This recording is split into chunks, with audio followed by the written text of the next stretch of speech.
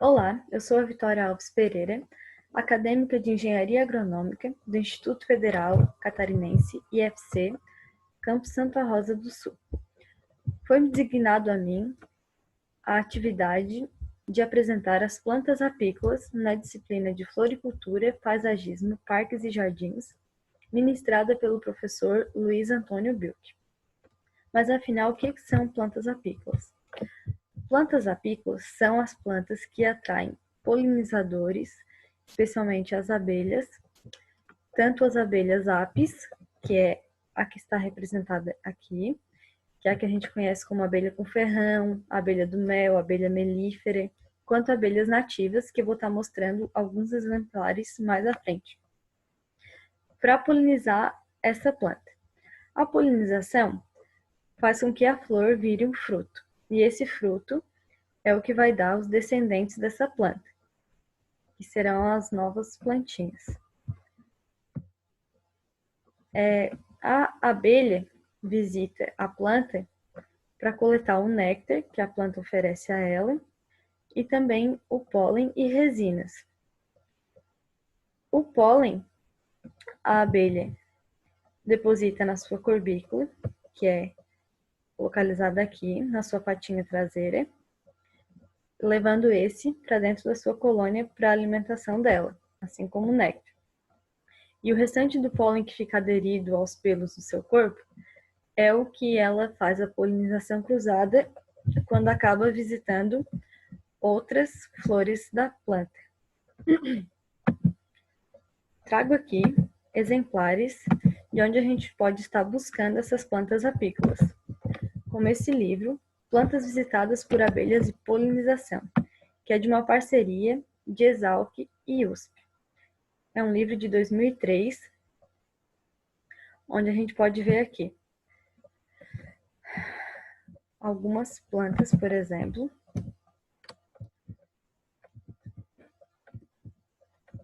explica néctar, pólen,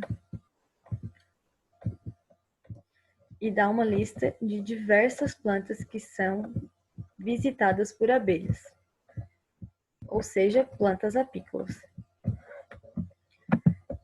Aqui temos outro exemplar, que é o Guia de Plantas Visitado por Abelhas na Caatinga. Aqui traz dividido árvores, arbustos, subarbustos. E aqui, outro exemplar mais amplo, que é o Jardim para Polinizadores. Ele é mais amplo porque ele fala em polinizadores em geral. Por exemplo, o colibri, a mariposa, para depois chegarmos nas abelhas europeias, abelha melífera, apis, né? E abelhas nativas.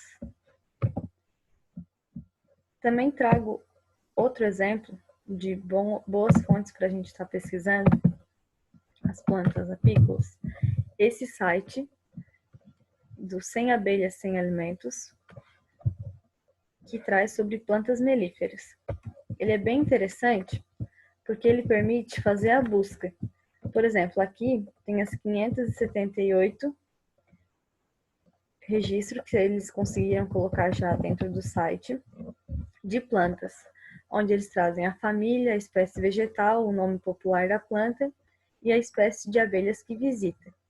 Por exemplo, palmeira. Palmeira elegante, palmeira real da Austrália e todas as espécies de abelhas que visitam essa planta. Aqui temos, por exemplo, FS, que se refere ao nome científico dessa abelha, que é a mirim preguiça. A gente pode ver esse exemplar de abelha aqui nesse guia feito pela Abelha, que é a Associação Brasileira de Estudos das Abelhas, que traz representado algumas das 250 espécies diferentes que já temos catalogadas no Brasil. A mirim preguiça é essa daqui. Aqui estão vários exemplos de abelhas nativas aqui do Brasil. Uma bem popular é a jataí, Tetragonisca angustula, que é distribuída por todo o Brasil. O interessante também desse site do 100 abelhas sem alimento é que ele também traz uma divisão onde a gente pode encontrar plantas nativas, plantas exóticas e, por exemplo, plantas ornamentais, que está mais referido a essa matéria, né? Por exemplo, a rosa, 11 horas, margarida. Então, esse é um site que facilita bastante a busca quando a gente quer encontrar plantas apícolas.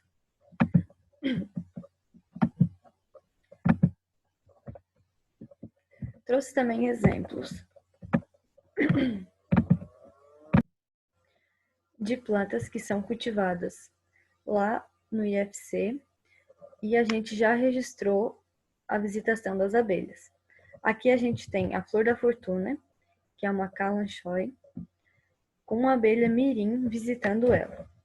Aqui do lado, uma flor de cósmia, uma abelha mandaçaia visitando ela. Entre diversas outras plantas que a gente tem, e a gente pode averiguar as abelhas visitando.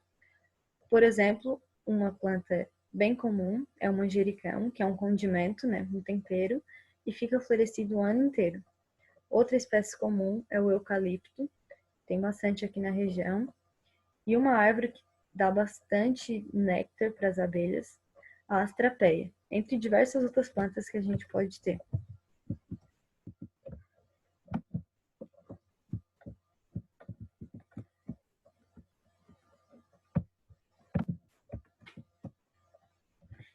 Trouxe exemplos também que já tem iniciativas em cidades como Curitiba e em Cascavel, que trazem jardins para polinizadores. Em Curitiba, vão ser distribuídos 15 parques, onde vão integrar colônias de abelhas nativas e plantas apícolas, o que é bem interessante, né? Já cria um nicho de mercado também. Aqui eu também quis trazer duas plantas que a gente geralmente considera planta invasora, planta daninha de áreas, que é a planta Maria Mole e a planta Trapoeraba, que não necessariamente porque dentro de culturas, dentro de alguns cultivos a gente considera como plantas invasoras, que para as abelhas ela vai ser uma planta negativa. Então, plantas apícolas é uma designação bem geral e traz diversas plantas para dentro dessa definição. Aqui eu trouxe um exemplo, trazendo todas as plantas que os colegas apresentaram, a maioria delas, a grande maioria, é visitada por abelhas. Então eu vi todas as plantas que eles apresentaram, busquei, trouxe alguns exemplos aqui, para não estar falando sobre as mesmas plantas e também para lembrar para vocês que plantas apícolas podem ser diversas plantas, até porque existem diversas abelhas. Então, principalmente quando a planta é nativa, com certeza tem alguma abelha nativa que poliniza ela. Aqui temos a rosa, a orquídea, a planta extremosa, né? Também temos várias palmeiras, são visitadas por abelhas, várias suculentas, como eu já falei anteriormente sobre a flor da fortuna, que está dentro das calanchóis, né? Várias orquídeas, inclusive, o interessante é que tem uma abelha que é conhecida como a abelha das orquídeas por visitar especialmente orquídeas. Maria sem vergonha, né? Agave, agapanthus, pata-unha de vaca, trapoeraba, ave do paraíso, a cana índica, são diversas plantas que foram apresentadas já que são plantas apícolas. Eu trouxe essa imagem porque é uma imagem bem comum da gente encontrar na internet, onde, por exemplo, vende o semeiestas, que são plantas apícolas que são bem comuns e ajudam a estar alimentando as abelhas, né? Principalmente na época de maior escassez de alimento, que é a época do inverno, onde tem a menor quantidade de plantas com flores abertas. Daí eles dividem em ervas, perenes, anuais. Essa é uma imagem bem comum da gente encontrar com plantas apícolas. Porém, nem toda planta que possui flor, que é ornamental, que tem a cor das pétalas atrativas, tem um cheiro, é uma planta apícola. Essa planta, por exemplo, a gente encontra bastante aqui nas cidades, é a espatódia. Porém, o néctar dessa planta é tóxico para os polinizadores, não só para as abelhas, mas também, por exemplo, para os beija-flores. E já tem uma lei, a lei número 17.694, de 14 de janeiro de 2019, uma lei bem recente aqui do estado de Santa Catarina, que proíbe a disseminação dessas plantas. Então, está proibido plantar essas árvores de espatódia aqui em Santa Catarina. O ideal é que não se plante mais em lugar nenhum e também quem tem que faça a substituição dessa árvore por uma muda nativa.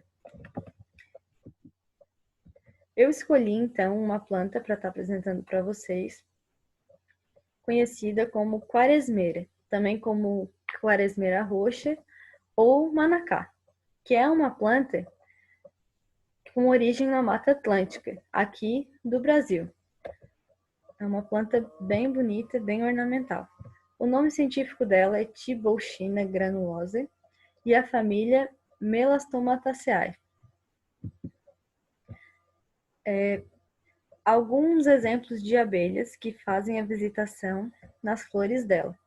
A mirim preguiça, que é a abelha que a gente tem aqui em cima, que é uma abelha bem pequenininha.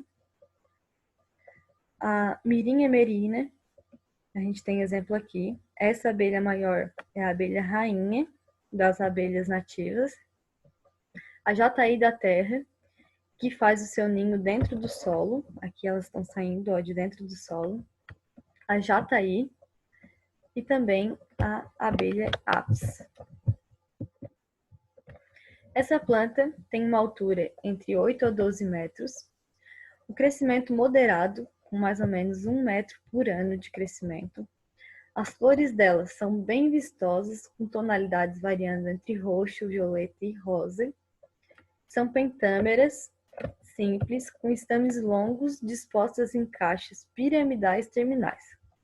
Tem uma floração bem abundante, como a gente pode ver, né? E o interessante é que ela floresce 2 vezes por ano, no outono e na primavera. Aqui a gente tem a flor. O tronco dela pode ser simples, um tronco só, né? Ou múltiplo, com diâmetro entre 30 e 40 centímetros. As folhas são simples, elípticas, pubescentes, coriáceas, com nervuras longitudinais bem marcadas e margens inteiras. O fruto, pequeno, indehiscente, marrom, com numerosas sementes minúsculas que são dispersadas pelo vento. Aqui eu trouxe as fases de desenvolvimento dessa planta. Temos aqui a plântula, que é após a germinação, entre 20 a 30 dias. Ela passa para a fase de muda, que é no pé plantio, de 6 a 8 meses. Arbusto, fase juvenil, de 1 a 2 anos. E árvore, que já é na sua fase adulta, de 2 a 3 anos. Aqui também ela, nas diferentes estações do ano, com o comportamento dela. Na primavera, verão, no outono e no inverno. Que a gente pode ver então que ela tem flores bem abundantes, bem bonitas, que ficam abertas a maior parte do ano. É uma planta bastante rústica por ser bem adaptada à região, né, sendo originária daqui. É uma planta perene, do clima tropical e subtropical, né, tolerando bem o frio moderado.